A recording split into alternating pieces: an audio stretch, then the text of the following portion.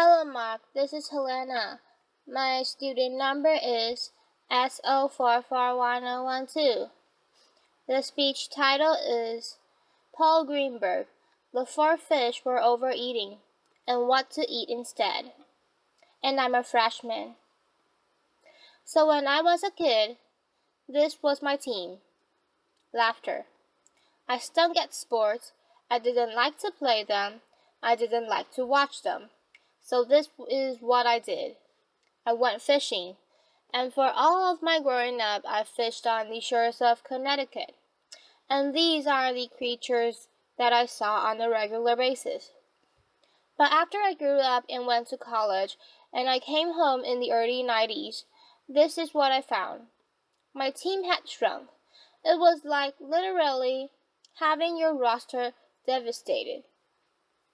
And as I sort of looked into that from a very personal point of view as a fisherman, I started to kind of figure out, well, what was the rest of the world thinking about it? First place I started to look was fish markets.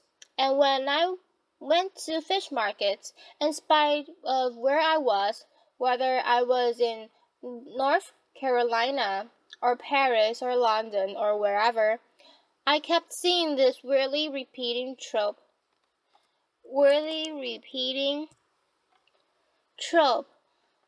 of four creatures again and again on the menus on ice, shrimp, tuna, salmon, and cod. And I thought this was pretty strange. And as I looked at it, I was wondering, did anyone else notice this sort of shrinking of the market?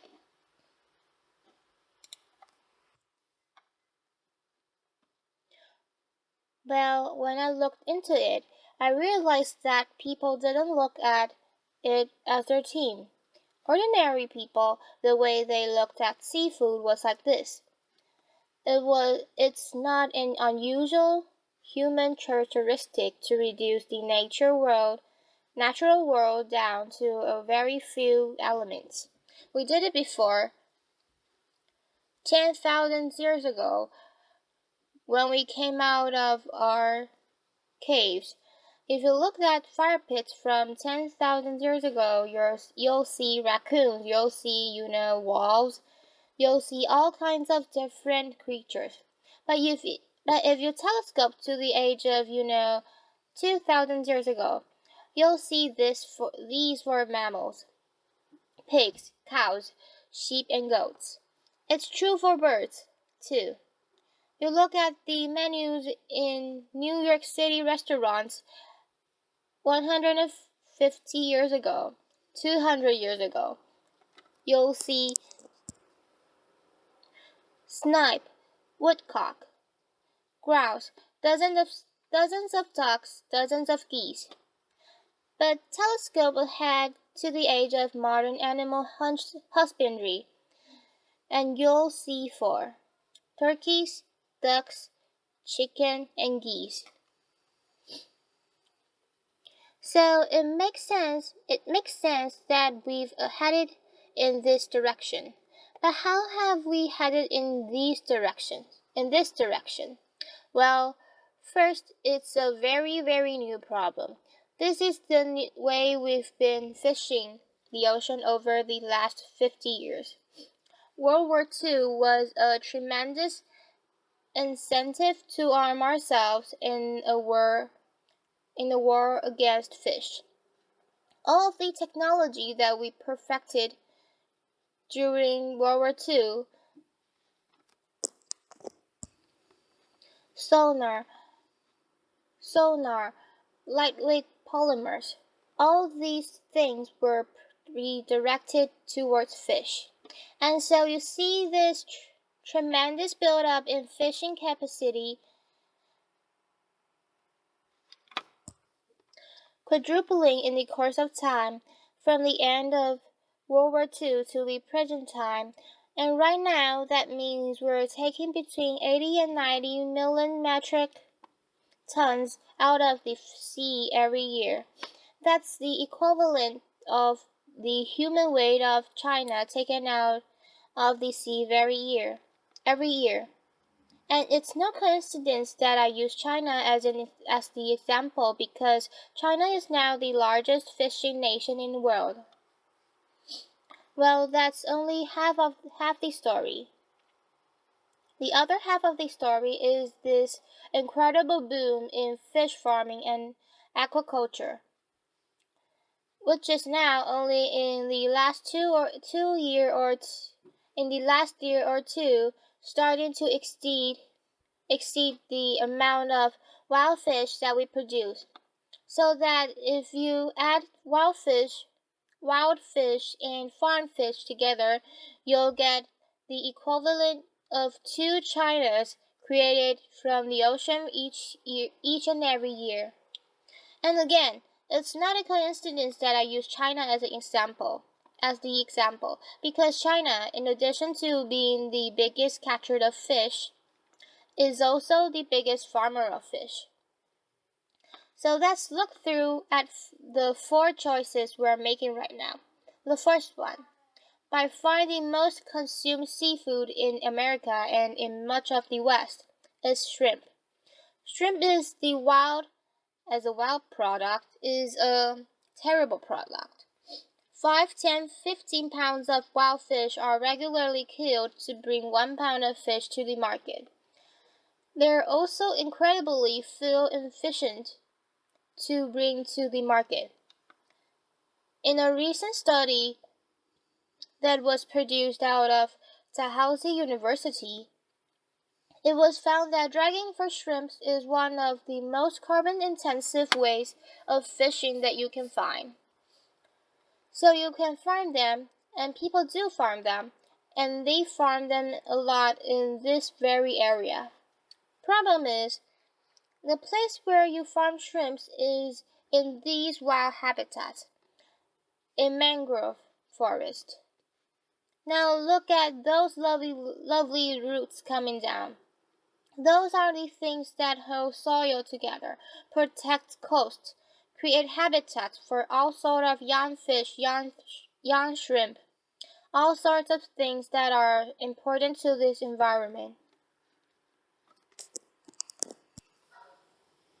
Well, this is what happens to a lot of coastal mangrove forest. We've lost millions of acres of coastal mangroves over the last 30 or 40 years. That rate of destruction has slowed, but we're still in a major mangrove deficit. The other thing that's going on here is a phenomenon that the filmmaker Mark Benjamin called grinding Nemo. This phenomenon is very, very relevant to anything that you've ever seen on the tropical reef. Because what's going on right now? We have shrimp draggers dragging for shrimp, catching a huge amount of bycatch. That bycatch in turn gets ground up and turned into shrimp food. And sometimes many of these vessels, manned by slaves, are catching these so-called trash fish that we'd love to see on the reef, grinding them up and turning them into shrimp feed. An ecosystem literally eating itself and spitting it out shrimps. The next most consumed seafood in America and also throughout the West is tuna. So tuna is this ultimate global fish. These huge management areas have to be observed in order for tuna to be well managed. Our own management area called a regional fisheries management organization is called ICAD. The International Commission for the Conservation of Atlantic Tunas. The great naturalist Carl Hellena once called it the international conspiracy to catch all the tunas. Of course, we've seen incredible improvement in ICAT in the last few years. There is total room for improvement, but it remains to be said that tuna is a global fish. To manage it, we have to manage the globe. Well, we could also try to grow tuna, but tuna is a spectacularly bad animal for aquaculture. Many people don't know this, but tuna are warm-blooded. They can heat their bodies 20 degrees above ambient temperature. They can swim at over 40 miles an hour. So that pretty much eliminates all the advantages of farming a fish, right? A fish is cold-blooded. It doesn't move too much. That's a great thing for growing protein. But if you got this crazy wild creature that swims at 40 miles an hour and heats its blood, not a great candidate for aquaculture. The next creature. Well, most consumed seafood in America throughout the West is salmon. Now, salmon got its plundering too, but it didn't really necessarily happen through fishing. This is my home state of Connecticut. Connecticut used to be home to a lot of wild salmon. But if you look at this map of Connecticut, every dot on that map is a dam. There are over 3,000 dams in the state of Connecticut. I often say this is why people in Connecticut are so uptight. Laughter. If somebody could just unblock Connecticut's she, I feel that we could have an infinitely better world. But I made this particular comment at a convention once of national parks officers, and this guy from North Carolina sidled up to me. He says, "You know, you aren't be so hard on your Connecticut, 'cause we here in North Carolina, we got 35,000 dams. So it's a national epidemic. It's an international epidemic. And there are dams everywhere, and these are precisely the things that stop wild salmon from reaching their spawning grounds. So as a result, we've turned to aquaculture, and salmon is one of the most successful, at least from a numbers point of view. When they first started farming salmon, it could take as many as 6 pounds of wild fish to make a single pound of salmon. The industry has, to its credit, greatly improved. They've gotten it below 2 to 1, although it's a little bit of a cheat, because if you look at the way aquaculture feed is produced, they're measuring pounds of pellets per pound of salmon. Those pellets are in turn reduced fish. So the actual what's called the FIFO, the fish in and the fish out, kind of hard to say. But in any case, credit to the industry, it has lowered the amount of fish per pound of salmon. Problem is we've also gone crazy with the amount of salmon that we're producing. Agriculture is the fastest growing food system on the planet.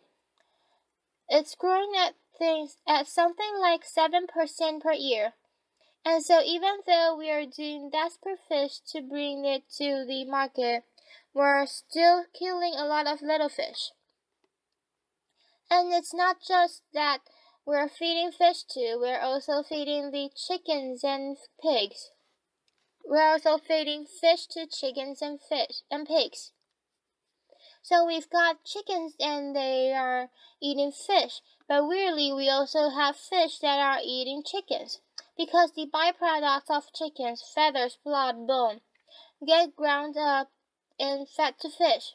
So I often wonder, is there a fish that ate a chicken that ate a fish? It's sort of a reworking of the chicken and egg thing. Anyway, laughter. Altogether, though, it results in a terrible mess. What you're talking about is something between 20 and 30 million metric tons of wild creatures that are taken from the ocean and used and ground up. That's the equivalent of a third of a China or of an entire United States of humans that's taken out of the sea each and every year. The last of the four is a kind of amorphous thing. It's what the industry calls whitefish. There are many fish that get cycled into this whitefish thing, but the way to kind of tell the story, I think, is through that classic piece of American culinary innovation, the fillet-o-fish sandwich. So the fillet-o-fish sandwich actually started as halibut. And it started because a local franchise owner found that when he served his McDonald's on Friday, nobody came.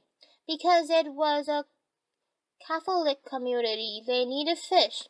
So he went to Ray Kroc and he said, I'm going to bring you a fish sandwich, going to be made out of halibut. Ray Kroc said, I didn't think it's going to work. I want to do a hula burger, and there's going to be a slice of pineapple on the bun. But let's do this. Let's have a bet. Whose ever sandwich sells more, that will be the winning sandwich. Well, it's kind of sad for the ocean that the hula burger didn't win. So he made his halibut sandwich. Unfortunately, though, the sandwich came in at 30 cents. Ray wanted a sandwich to come in at 25 cents. So he turned to the Atlantic Coast. We all know what happened to Atlantic Coast in New England. So now the fillet-o-fish sandwich is made out of Alaska pollock. It's the largest fish fishery in the United States, 2 to 3 billion pounds of fish taken out of the sea every single year. If we go through the pollock, the next choice is probably going to be tilapia. Tilapia is one of those fish nobody ever heard of 20 years ago. It's actually a very efficient converter of plant protein into animal protein, and it's been a godsend to the third world. It's actually a tremendously sustainable solution. It goes from an egg to an adult in 9 years. In 9 months. In 9 months. The problem is that when you look up look about the West, it doesn't do what the West wants it to do. It really doesn't have what's called an oily fish profile. It doesn't have the EPA and DHA omega-3s that we all think are going to make us live forever. So what do we do? I mean, first of all, what about this poor fish, the clupeids? The clupeids. The fish that represents a huge part of that 20 to 30 million metric tons. Well, one possibility that a lot of conservationists have raised is, could we eat them? Could we eat them directly instead of feeding them to salmon? There are arguments for it. They are tremendously fuel efficient to bring to market, a fraction of the full cost of, say, shrimp, and at the very top of the carbon efficiency scale. They also are omega-3 rich, a great source of EPA, a great source for EPA and DHA. So that is a potential. If we were to go down that route, what I would say is, instead of paying a few bucks a pound or a few bucks a ton, really, and making it into aquafeed, could we have the catch and double the price for a fisherman and make that our way of treating this particular fish? Other possibility, though, which is much more interesting, is looking at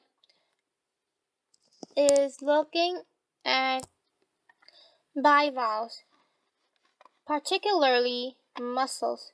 Now, mussels are very high in EPA and DHA. They're similar to canned tuna. They're also extremely fuel efficient. To bring a pound of mussels to market is about a 30th of the carbon as required to bring beef to market. They require no forage fish. They actually get their omega-3s by filtering the water of microalgae.